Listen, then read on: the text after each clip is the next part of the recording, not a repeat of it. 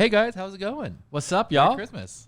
Or Merry already. Christmas. Happy holidays. Today we are talking about the top 5 stories that defined real estate in 2021, and it has been a crazy year. Yeah, I'm excited about this one. I am too. I mean, after much debate among the team, because there were so many headlining, grabbing stories, huge like stories. it's just unbelievable. So after talking with the team, we have come up with Zoodealio's top 5 stories. Kick us off with one, Elliot. Well, like you said, there was such a huge amount of them, but without a doubt, I think one of the biggest ones to start off with is Zillow acquiring Showtime for $500 million. Showtime? Isn't that a movie? Did I say Showtime? Showingtime. Showing, I-N-G. Sorry. That's what they. Say it again. Say it again. Showingtime is acquired Not by Showtime. Zillow for Not Showtime, not HBO, Showingtime. Showingtime with an I-N-G, time, is acquired by Zillow for $500 million. $500 million, and the industry erupted. It was like Erupted. someone stepped Oh, they were on a pissed. massive anthill, and we all scattered. I mean, Keith, take us back to when that happened, and what was like the sentiment going on in the real estate industry? Well, I know that we made a joke too at the time, because if you actually go back and look about what they actually are getting for that, they probably got a good deal at $500 million. Yeah. Dude, that data, the That data is consumer fire. data that they're getting is insane, right? Like, I mean, that's to me the most disheartening thing about it is the inside track that they're getting for that consumer behavior. I think is just for a data house such as a Zillow is going to pay far more than $500 million. Yeah, when they're able to see how many homes are being opened up on a daily basis, weekly basis, monthly basis, and In what and areas? They're watching You know the market. supply and demand. You know the Or market. demand. Yeah. They're watching demand. Here's the thing, though. One In real could say that Showingtime had already been publishing that data, because they do. You can Yeah. go onto Showingtime's website, and they had Yep. ever since the pandemic started. Showingtime did publish all of the showing information. So let's uncover this just a little bit more. Let's go a little bit deeper. Why was it so beneficial for Zillow to acquire Showingtime? Obviously, we know that now they can see when homes are being opened on a more granular level. What Yeah. other data do you think that they were after, or what other reason do you think Zillow wanted Showingtime? I think they wanted to be able to have all the people be able to go into their houses without an agent.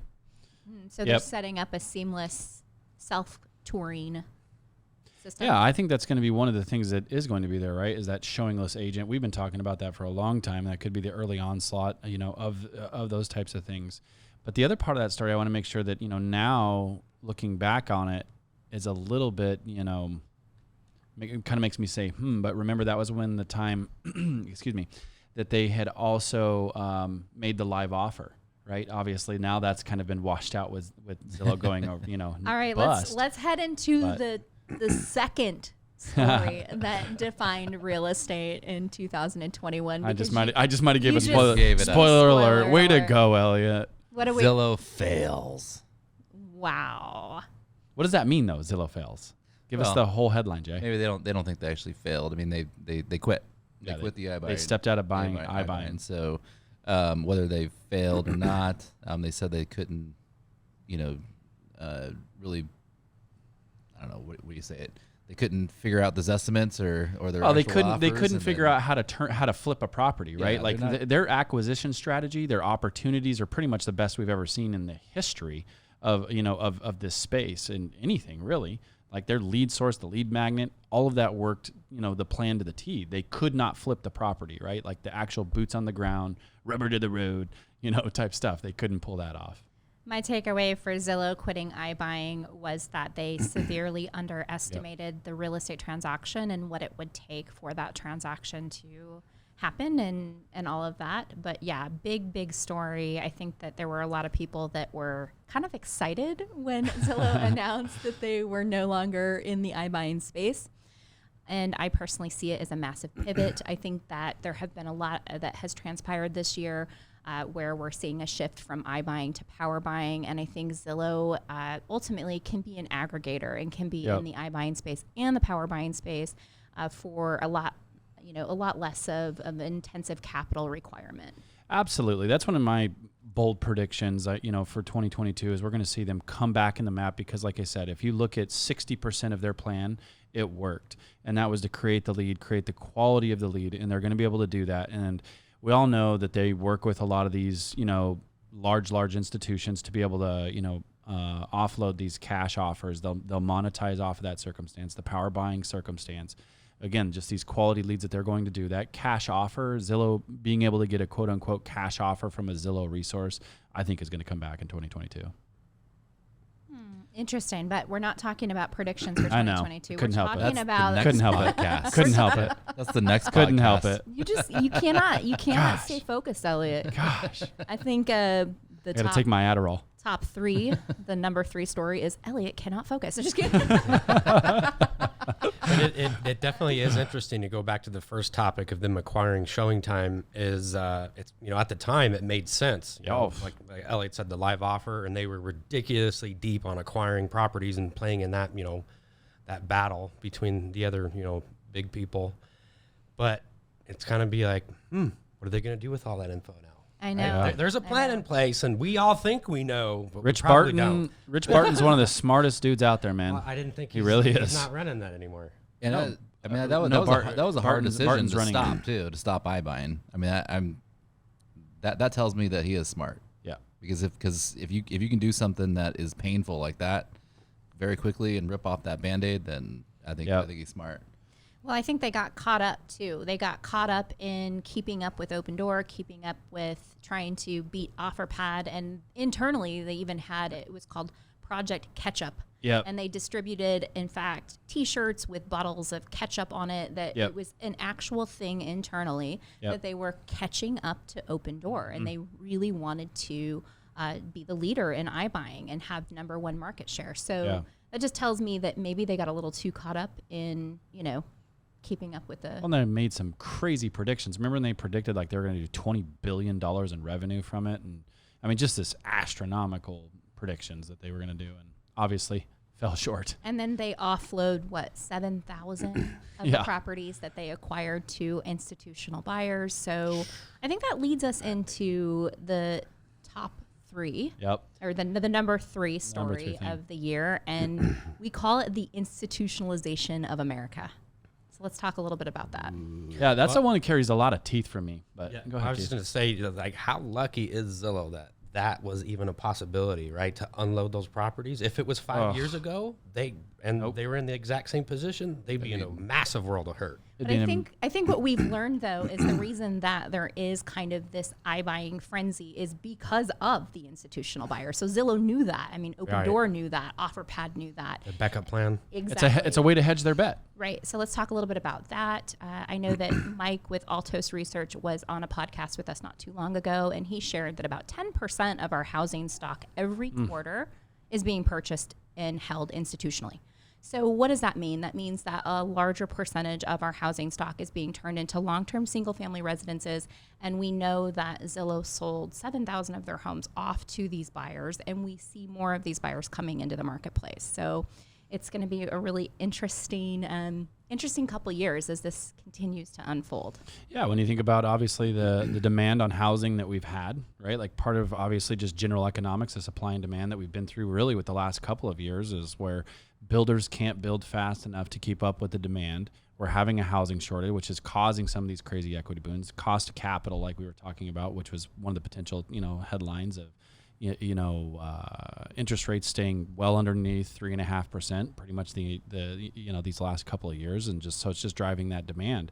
And so when you look at that and you hear stats like a 10% market share being purchased, or 10% of housing being every quarter, 10% of the market share that's selling is being purchased by these institutions, that's just putting more and more pressure on that inventory. Yes. That's right.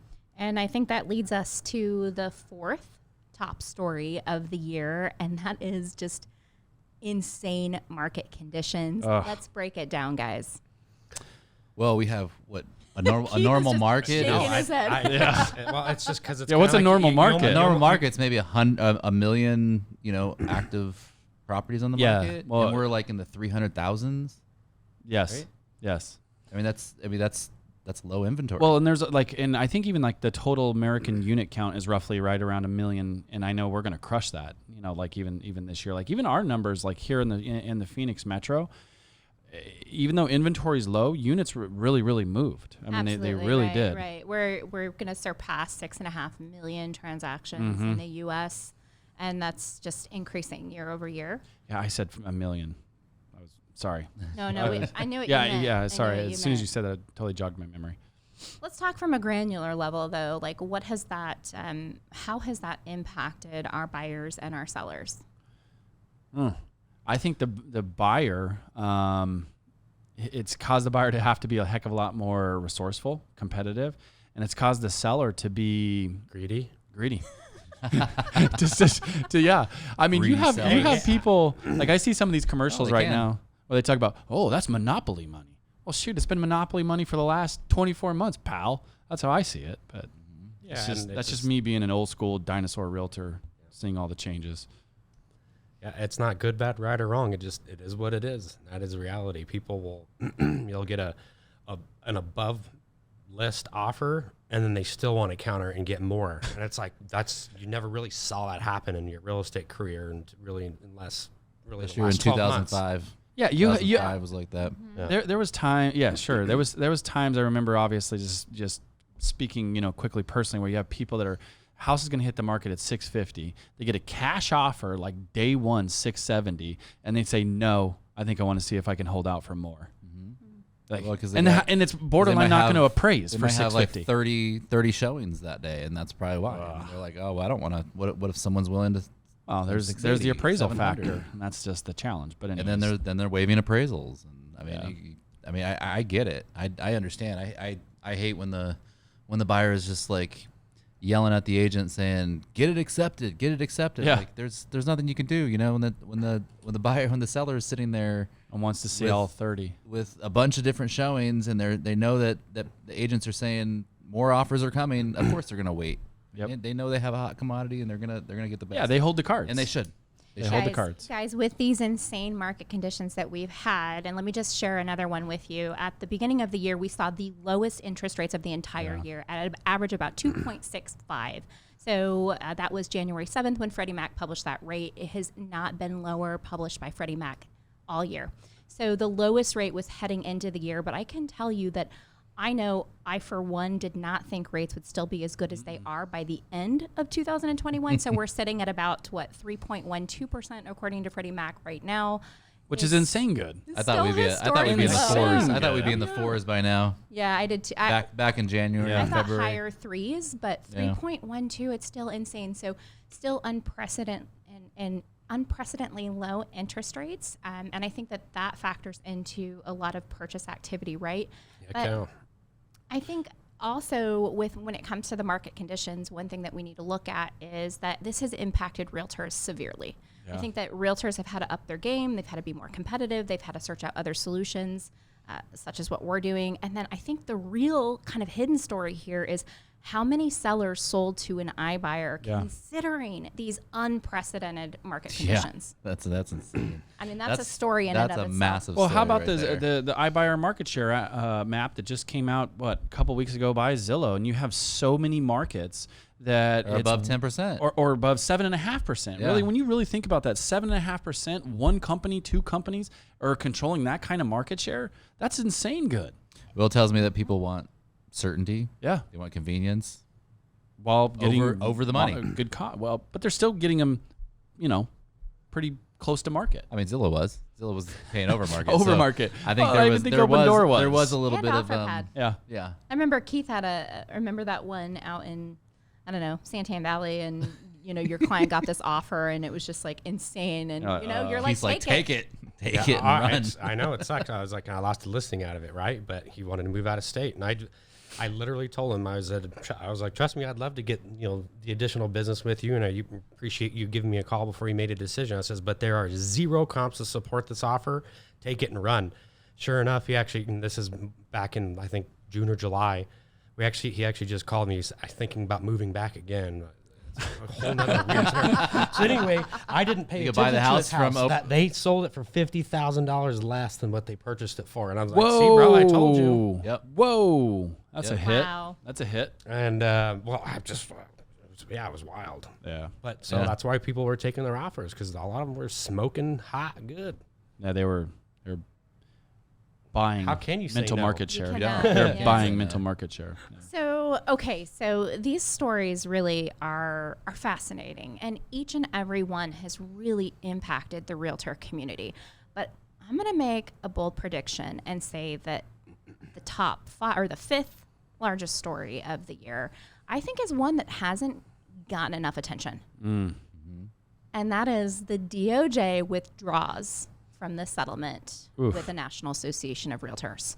So the Department of Justice and the National Association of Realtors came to a settlement agreement because there were potential antitrust practices from NAR that were deemed maybe a little anti-competitive and were affecting home buyers and home sellers. They came to an agreement last November, and in July of this year, the DOJ withdrew from that settlement agreement because they feel like it's going to prevent them from making future claims. So what does this tell us? This tells us that they are going to continue to investigate the National Association of Realtors, and that affects each and every one of us. Yeah. Clearly, they still think that there's some meat on the bone, right? I mean, otherwise they wouldn't have pulled out in that particular circumstance. And furthermore, the part of to me, like most recently, where NAR, approving, showing the buyer broker compensation, right, which is part of all of this. I mean, I think that's a huge thing. I think agents are going to start seeing a lot of pressure, which I think is going to drive some more of these, power buying or, become a cash buyer type models right out there, because they can capitalize on that, get their compensation, right? Like I think that there's some strategy there that a lot of these smarter agents are going to probably start to utilize and capture to really help solve some of these pain points for their clients, and that as they should, right? That's what a good agent should do: assess the client's demand and respond accordingly. So, curious to see. Yeah, it's crazy. I think there's definitely going to be some changes here in the future, and I think a lot of the agents that are starting to change and doing different things are using Zoodealio. They're using other things to capture those consumers and keep them in their little ecosystem. So yeah. What do you got? I know you got. I could tell you got something else chomping at. It's just been a wild year, a wild ride. We've seen so many headlines that have just been so shocking, and I think that 2022 is probably going to be more of the same. Oh.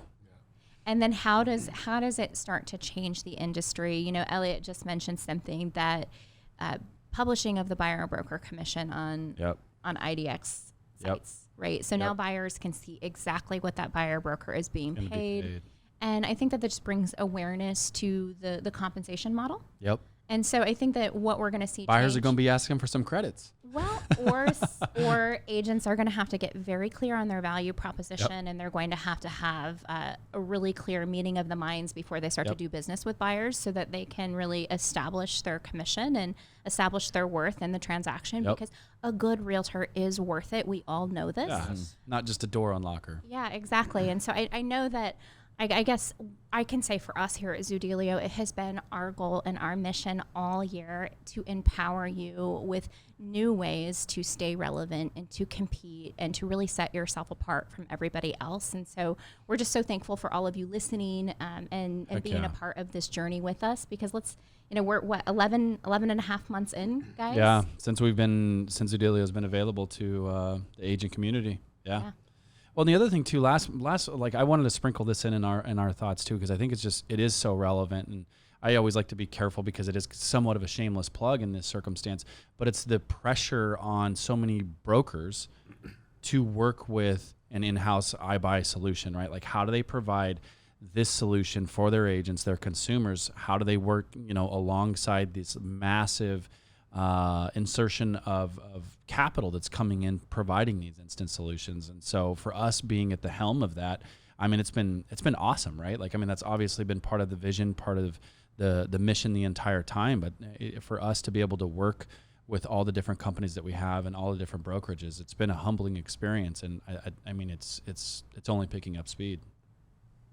Absolutely. Absolutely. Ben, I think you said it best. It's definitely a humbling experience. You know, when we first started this journey, I think a lot of people thought we were crazy. And, you know, like, Still get some of that. This is just a fad and this and that. And I'm so thankful that we all have the fortitude to say, you know, no, this is not a fad. Things are changing. They're changing rapidly, probably faster than we've ever seen them before. And they will continue to change faster and faster and faster. That's just the way innovation works. And so I think that we're on the cusp of something. If you are listening today and you're curious about what having an iBuyer solution would look like for you or would look like for your broker, please reach out. We just want to share with everybody that we can so that we can continue to empower realtors. Absolutely. But that's it, guys. Yeah. Yep. Appreciate y'all. Love Yeah, you. thank you. Bigger, better things. 2022. Yeah. Yep. Merry See Christmas. We'll Feliz have to do, Navidad. Happy New Year. We'll have to do a predictions for 2022. We are. and That's the see- next one, and right? See how Oh, that's right. how not right or right we are. Oh, snap. Yeah, make sure we Yeah. record that one. Yeah. Rewind. Watch and Stay rewind. tuned. That'll be fun next year. Stay tuned for Cool. our top predictions for 2022. Appreciate y'all for listening. See ya. Peace out.